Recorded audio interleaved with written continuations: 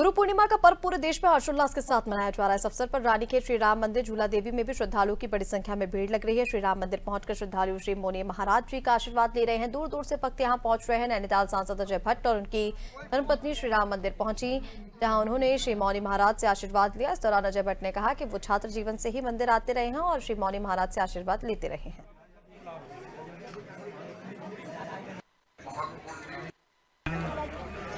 हमारे लिए बहुत ही पवित्र दिन होता है। आपको पता है, सारे देश भर में और जहाँ जहाँ भारतवंशी हैं वो सब आज गुरु पूजन पे लगे हैं। गुरु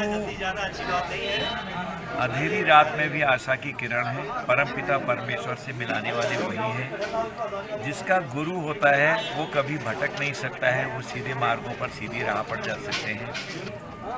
गुरु ही गोविंद तक यानी परमपिता परमेश्वर तक जाने का मार्ग बताते हैं। बिना गुरु की अंधेरी रात है। गुरु की कृपा बरसती रहती है, चाहे वो स्थूल शरीर में इस भौतिक जगत में हो या सूक्ष्म शरीर में प्रभु जी के श्री चरणों में। आज वैदिक हिंदू सनातन परंपरा के अनुसार आज गुरु पूर्णिमा का एक पावन पर्व है, जिसको व्यास पूर्णिमा भी कहा जाता है। तो व्यास पूर्णिमा व्यास जी को ही हम लोग गुरु के रूप में देखते हैं और गुरु जी को हम लोग व्यास जी के रूप में देखते हैं। गुरु तत्व और व्यास तत्व ये अलग अलग नहीं है, एक ही तत्व है। तो उसी को हम लोग आज गुरु पूर्णिमा के रूप में मनाते हैं। और एक हमारे सनातन धर्म का एक विशेष पर्व है, जिसमें मार्गदर्शन के अनुसार सही मार्ग का हमको चलने का हर चीज़ का गुरु से ही प्रदत्त होता है।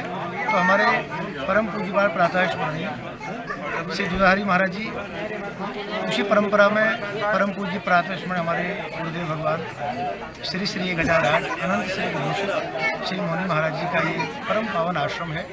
और जहाँ गुरु पूर्णिमा का ये भंडारा प्रतिवर्ष ही चलता है, लगभग कई वर्षों से चल रहा है और असंख्य लोग आज यहाँ के प्रसाद पाते हैं। कहते हैं कि भवसागर को पार करने के लिए परब्रह्म परमात्मा ही स्वयं गुरु के रूप में अवतार लेकर के आते हैं, जो जीवात्माओं को इस संसार से पार करते हैं। भगवान के 3 स्वरूप माने गए हैं जो प्रत्यक्ष हैं।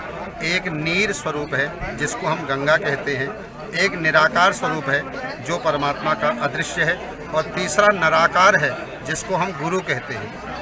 गुरु का मतलब है जो हमें अज्ञान से निकाल करके ज्ञान के मार्ग में ले जाता है और भगवान के धाम का अधिकारी बना देता है, और जीवन में ज्ञान दे करके हमको जीवन जीने की कला सिखाता है। उसी का नाम गुरु कहते हैं।